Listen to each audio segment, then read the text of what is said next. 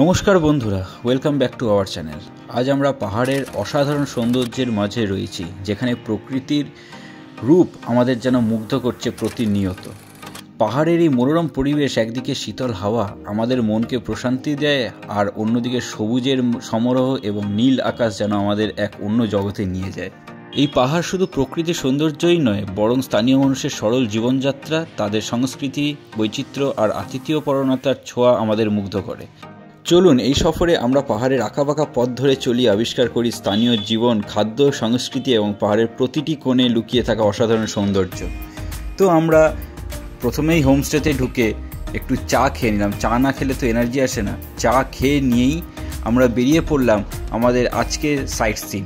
তো আজকের এই সফরে আমরা প্রথমেই চলে যাব হচ্ছে গুম্বাদারা ভিউ পয়েন্টে, যেটা তিনচুলে থেকে 1.5 কিলোমিটার দূরে অবস্থান। এই গুম্বাদারা ভিউ পয়েন্টে পৌঁছানোর সহজ উপায় হলো শিলিগুড়ি বা দার্জিলিং থেকে গাড়ি বা ট্যাক্সি ভাড়া করে কার্শিয়াং পৌঁছানো। তারপর সেখান থেকে সামান্য দূরত্বেই এই ভিউ পয়েন্টে পৌঁছানো যায়। তো একদমই কাছে, মাত্র 1.5 কিলোমিটার দূরেই অবস্থান হচ্ছে তিনচুলে থেকে এই গুম্বাদারা ভিউ পয়েন্টে। ইভেন তিনচুলের কাছাকাছিও আপনারা থাকতে পারেন যে কোনো হোমস্টেতে। আমরা এখন চলে এসেছি গুম্বাদারা ভিউ পয়েন্টে। আর দেখি আটকে গেছে।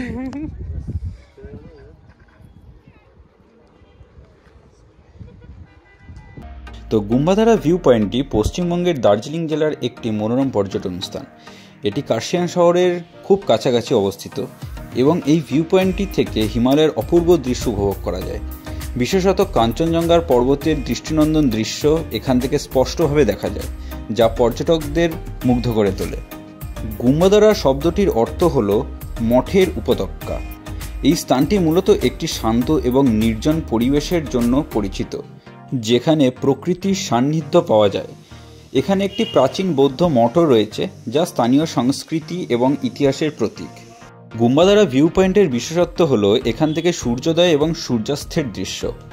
ভোরে সূর্যোদয়ের সময় পাহাড়গুলো সোনালি আভায় উদ্ভাসিত হয়, আর সন্ধ্যায় সূর্যাস্তের সময় আকাশ এবং পাহাড় লালচে আভা ধারণ করে, যা দেখলে মন মুগ্ধকর লাগে একেবারে। এবারে চলে আসি কখন যাবেন গুম্বাদারা ভিউ পয়েন্টে। গুম্বাদারা ভ্রমণ উপযুক্ত সময় হলো শীতকাল এবং বসন্তকাল। এ সময় আবহাওয়া শীতল ও মনোরম থাকে এবং আকাশ পরিষ্কার থাকলে কাঞ্চনজঙ্ঘার দৃশ্য সুন্দরভাবে দেখা যায়। গুম্বাদারা ভিউ পয়েন্টটি মূলত তিনচুলেতেই অবস্থিত এবং এখানে আরেকটা ভিউ পয়েন্টও আছে, যেটা হচ্ছে তিনচুলে ভিউ পয়েন্ট। তো যেহেতু কাছাকাছি, আপনারা তিনচুলে ভিউ পয়েন্টেও আপনারা যেতে পারেন বা গুম্বাদারা ভিউ পয়েন্টেও যেতে পারেন। এই তিনচুলে এবং গুম্বাদারা ভিউ পয়েন্টের মূল আকর্ষণ বিষয় যেটা হলো, তিনচুলে এবং গুম্বাদারা উভয়ই প্রকৃতিপ্রেমী এবং ফটোগ্রাফারদের জন্য অসাধারণ একটি স্থান। সূর্যোদয় এবং সূর্যাস্তের সময় এখানে এক অন্যই প্রাকৃতিক সৌন্দর্য দেখা যায়। এবারে আসি তিনচুলে ভ্রমণের সেরা সময়, শীতকাল এবং বসন্তকাল। এই সময় আবহাওয়া মনোরম এবং আকাশ পরিষ্কার থাকে, ফলে হিমালয়ের দৃশ্য পরিষ্কারভাবে দেখা যায়। এই গুম্বাদারা ভিউ পয়েন্টের নিচেই যত দোকানপাট আছে, অনেক দোকানই এখানে ড্রেস ভাড়া পাওয়া যায়, যার মূল্য হচ্ছে 100 টাকা। 100 টাকা দিয়ে আপনারা সেই ড্রেস ভাড়া নিতে পারেন। আপনারা তারপর ওই ড্রেস পরে ফটো তুলতে পারেন। ফটো তুলে তারপরে আবার আপনারা ওনাদের কাছে ওই ড্রেস জমা দিয়ে যেতে হবে। গুজে এসছে, ড্রেস ফ্রেস পরে সেজে গুজে আসছে।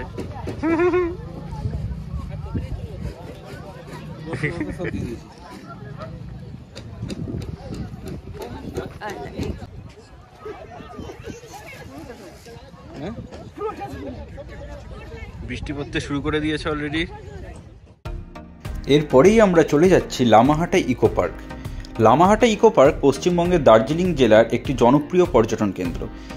এই পার্কটি মূলত প্রাকৃতিক সৌন্দর্য, শান্ত পরিবেশ এবং পর্বতের মনোমুগ্ধকর দৃশ্য উপভোগ করার জন্য বিখ্যাত।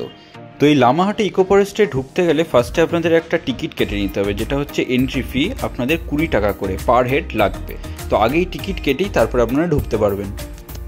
লামাহাটা ইকো পার্ক রাজ্য সরকারের উদ্যোগে প্রতিষ্ঠিত হয়েছিল এবং এটি ইকো ট্যুরিজম বা পরিবেশ বান্ধব পর্যটনের জন্য বিশেষভাবে পরিচিত। এই লামাহাটা ইকো পার্কের বিশেষ আকর্ষণ হলো এখানকার ধ্যান কেন্দ্র, ধর্মীয় পতাকা এবং পাথরের সিঁড়ি, লেক এবং জলাশয় এবং ট্রেকিং ট্রেইল। এই ইকো পার্কের একটি ছোট্ট কিন্তু সুন্দর লেক রয়েছে, যেটি পার্কের ভেতরে গভীরে অবস্থিত। লেকের চারিপাশে বিভিন্ন ফুলের গাছ এবং প্রকৃতির সবুজ শোভা স্থানটির সৌন্দর্য বাড়িয়ে তোলে।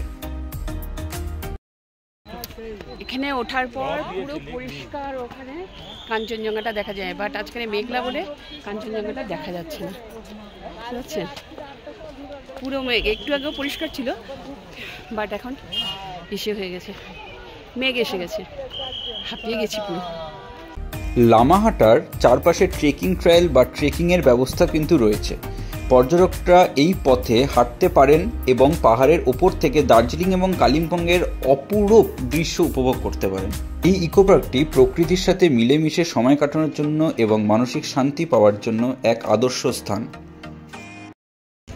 পুরোটা উঠতে পারলাম না, খানিকটা উঠে নেমে চলে আসলাম, কারণ অনেকটা উঁচু, অত উঁচুতে ওঠা যাবে না। এটা ওঠার পরে ওখানে একটা মানে পন্ড বলা যায়, মানে জলাশয় একটা মতন আছে, সেই জলাশয়টা এখান থেকে ভারী ভালো লাগছে, ঠান্ডা ঠান্ডা হাওয়া, সবাই বলছে। তো আজকে আমরা এই দুটো জায়গাতেই মূলত গেছিলাম সাইট সিন করার জন্য। তার কারণ যেহেতু অনেকটাই বেলা হয়ে গেছে, প্রায় 3:30 বাজতে চায়, তো আমাদেরকে আবার হোমস্টেতেও ফিরতে হবে, কারণ পাহাড়ি জায়গায় যেহেতু এরপরে অন্ধকার হয়ে গেলে আর কিছুই করা যায় না। তার জন্য আমাদেরকে এবারে হোমস্টেতে ফিরতে হবে। হোমস্টেতে ফিরে আমাদের লাঞ্চও করতে হবে, তার কারণ আমরা তো লাঞ্চ করিনি। তো তার জন্য আমরা তাড়াতাড়ি এখন যাব হোমস্টেতে। হোমস্টেতে গিয়ে একটু ফ্রেশ ট্রেশ হয়ে আমরা দুপুরের আগে লাঞ্চ সেরে ফেলবো।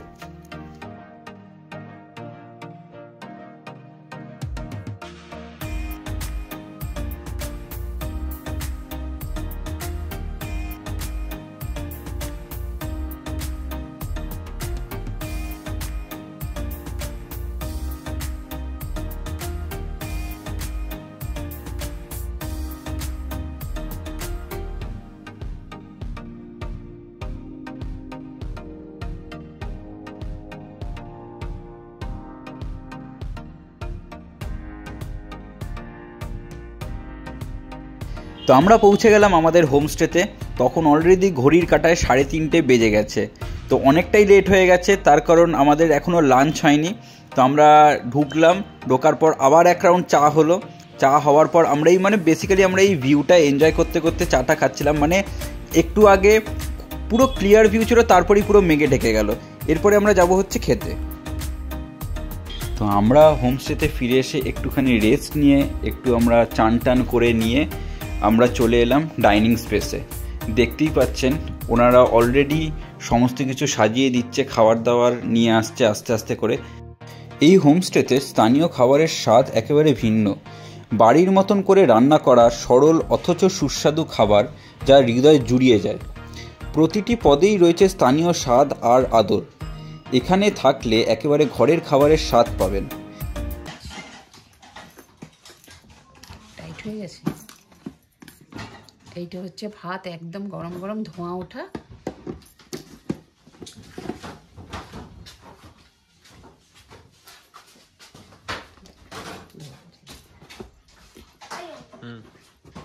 আর এটা হচ্ছে একদম গরম গরম ধোঁয়া ওঠা ডাল।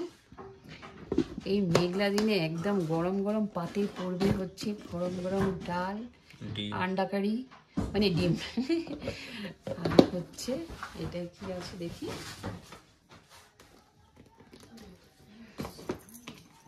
এটা হচ্ছে স্কোয়াশের তরকারি। এটা দেখি কি আছে, তুমি দেবো।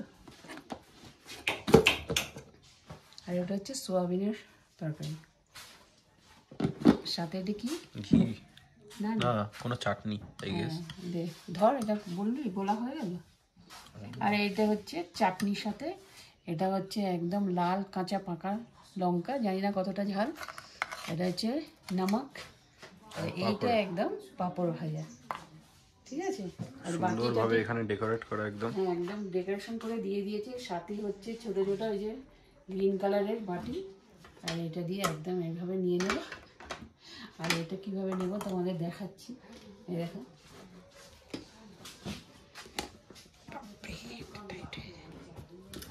এই যে ঝালটা একটু বেশি পাতলা হয়েছে মনে হচ্ছে, ও না নিচে ঘন আছে, ঠিক আছে।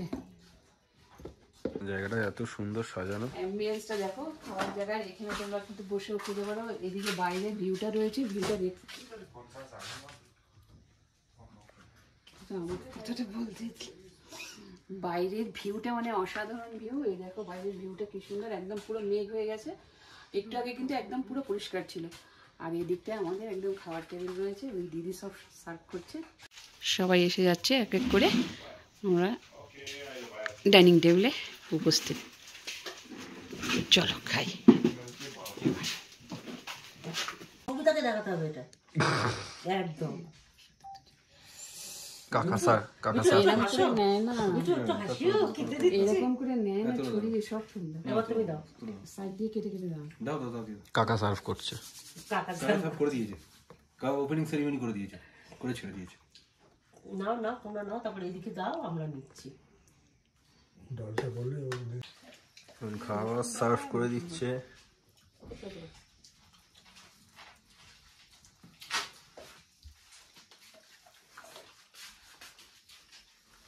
এই হচ্ছে দাওয়াই পানির সন্ধ্যের অ্যাম্বিয়েন্সটা দেখুন, কি সুন্দর করে ছোট্টখাট্ট এই হোমস্টেটা, বাট এত সুন্দর করে সাজিয়েছে না, খুব সুন্দর লাগছে। একটু চারিদিকটা দেখাই। আর সন্ধ্যেবেলা হলে তো এখানে সেরকম একটু কিছু দেখার কিছু থাকে না, শুধু এনজয় করো। ওই পকোড়া টকোড়া দেবে এখন বলে গেল, তো ওরা তৈরি করছে আর আমরা একটু এখানে বসে রয়েছি। বাইরেটা বেশ ঠান্ডা, বেশ ঠান্ডা। তো এইদিকটা পুরোটাই অন্ধকার হয়ে আছে, পাহাড়ের এইদিকে খুব একটা লোকজন নেই। এই দিকটা তো বললামই সকালবেলা যে অন্ধকার দেখানোর সেরকম কিছু নেই। ওই দিকটা দিয়ে কাঞ্চনজঙ্ঘাটা দেখা যায়। তো আজকে সারাদিনই না মানে মেঘ আসতে যাচ্ছে, মেঘ আসছে। দেখো এগুলো সব ভিজে গেছে মোটামুটি, সব ভেজা। বাইরে আজকে চা খাওয়াটা হবে কিনা জানি না, আমি একটু দেখিয়ে দিই জায়গাটা। হ্যাঁ, আর ওদিকে ডাইনিং স্পেসটা দেখিয়ে দেয়, ওইখানটাতেই আমরা খাবো মনে হচ্ছে। ভেতরে ঢোক।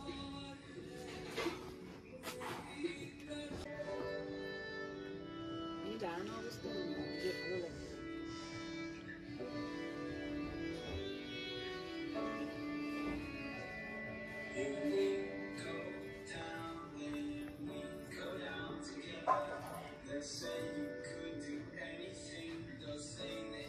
ছাতা টানানোরও ব্যবস্থা আছে, ছাতাটা বন্ধ করে আপাতত রেখে দিয়েছে এখানে, না হলে টেবিলের এই যে হোলেগুলোর মধ্যে ছাতাটা টানিয়ে দেয়, ওই যে ছাতা রয়েছে।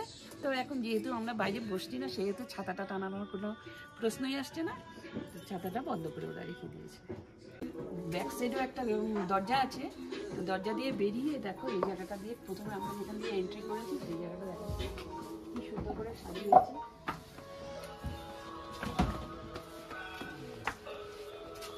এই যে ভীষণ সুন্দর করে ছোট্ট খাট্ট করে ভালো সাজিয়ে রেখেছে, খুব ভালো পরিবেশ, শান্তশিষ্ট, দিকে গান হচ্ছে।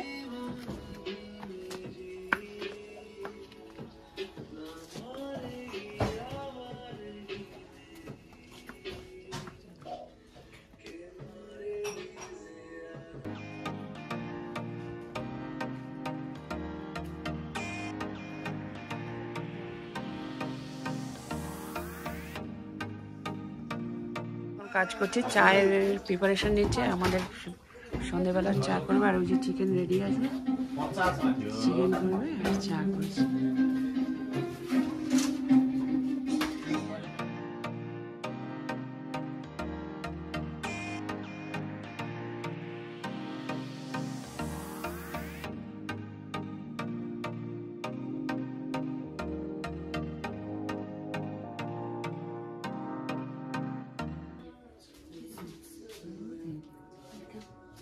दीदी चटनी क्या चीज का है?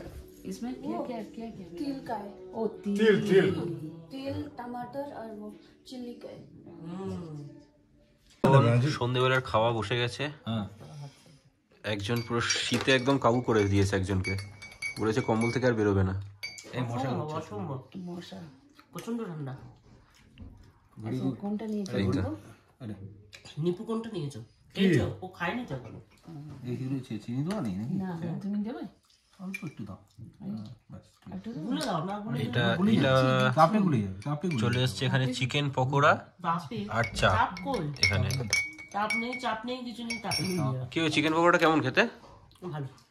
না, ভালো ভালো বানিয়েছে না? অনেকক্ষণ বানিয়েছি।